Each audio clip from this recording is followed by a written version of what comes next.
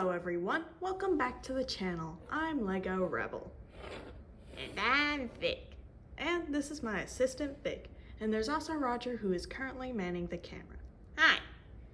Now, in today's episode, we are going to show you this custom Fresno Nightcrawler MOC. And also like a build to go around it, but probably already guessed that. Now, I bet some of you are probably wondering, what the heck is a Fresno Nightcrawler? Well, I'll get to that. But for context, summer is about to end and fall is just coming up. And it's about this time of year that I tend to think of Gravity Falls, since it has that kind of summer and Halloweenish feel to it, being about monsters and cryptids and stuff. And since I couldn't really think of anything Gravity Falls related to build, again I decided to do the next best thing and build a cryptid related thingamawhatsit. This isn't the first time something like this has happened. The same thing happened when I decided to make that witch slumber party MOC a while ago. But I guess without further ado, we shall show you the minifigure and also the little jackalope included. Now the two critters included in this MOC are the jackalope and the Fresno Nightcrawler. The jackalope I doubt needs any introduction since pretty much everyone knows about the antlered rabbit, but the Fresno Nightcrawler not that many people probably know about. Well, the Fresno Nightcrawler is, well, pretty much all it does is walk in the middle of the night. Occasionally there's two of them, one being smaller than the other, maybe like a mother or child or something, but a lot of people have reported either seeing them in person in the woods or seeing them on their home security footage, which is actually how this cryptid got its start. Hold on. Here are some reference images I have on my computer on GIMP. Yes, I use GIMP, don't judge. And not really sure why I decided to use this random picture of a jackalope I found on Google. I guess for completion's sake, but over here we have the Fresno Nightcrawlers, which I decided to circle in red in case it wasn't obvious which ones were the Fresno Nightcrawlers. And as you can see, they're literally just a head with legs. That's pretty much all there is to them, a head with legs. And they're actually one of my favorite cryptids, mostly because they aren't actually trying to eat people for once.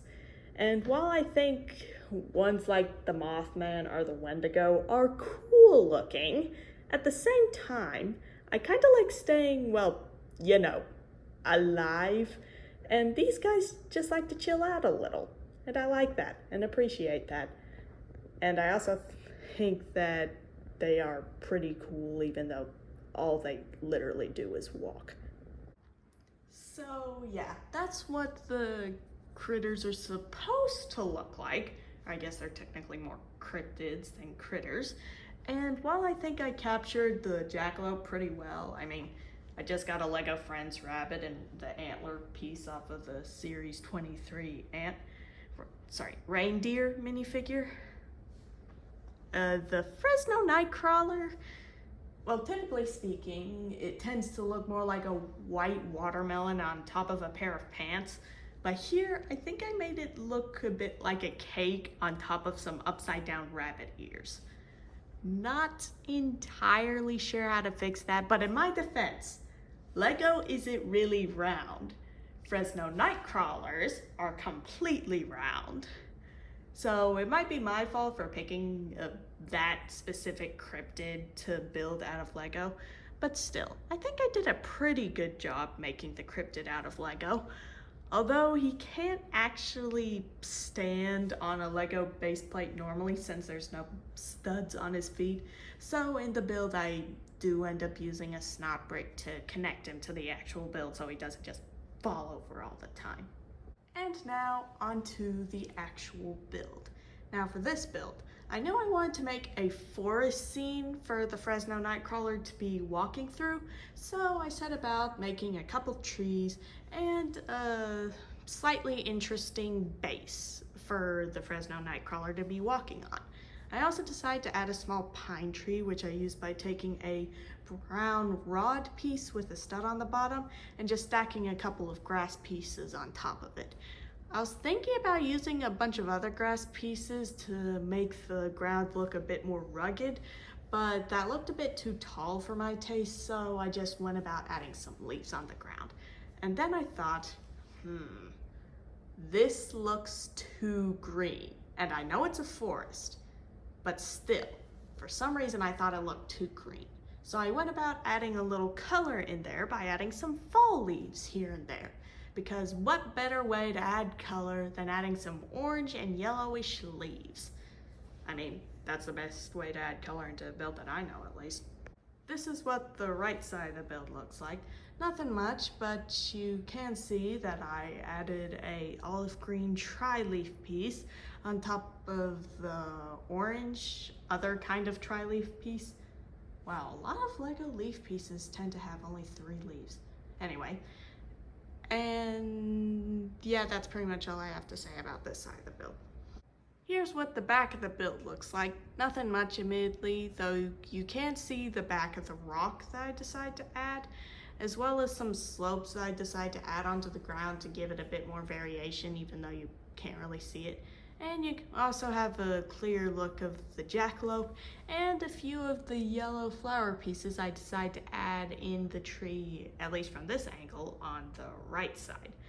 Though from the other angle, it was on the left side, I think. Wait, did that make that the right or left? Yeah, I don't think the sides technically matter that much. And this is what the fourth side looks like, and I am now calling it that because I have now lost track of which side is which at this point. Yeah, I probably should look that up later, but anyway.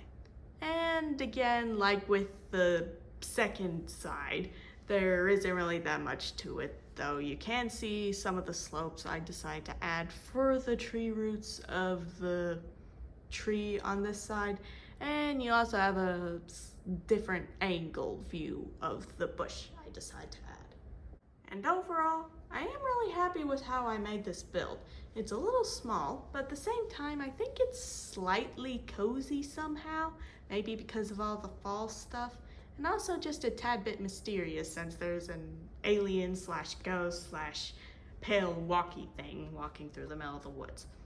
And also a rabbit with antlers. Well, that's the build. Let us know what's your favorite cryptid down in the comment section below.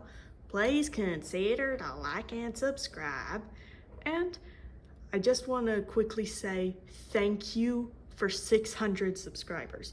I know I've been doing this a lot, but still, I just want to let y'all know how much I appreciate every single one of you who likes the videos, watches the videos, subscribes to the channel, all of that classic YouTube stuff. You have no idea how much that means to me, and I don't think I'll ever really be able to say thank you enough. But I just wanted to thank everyone for a minute, and until next time, peace out.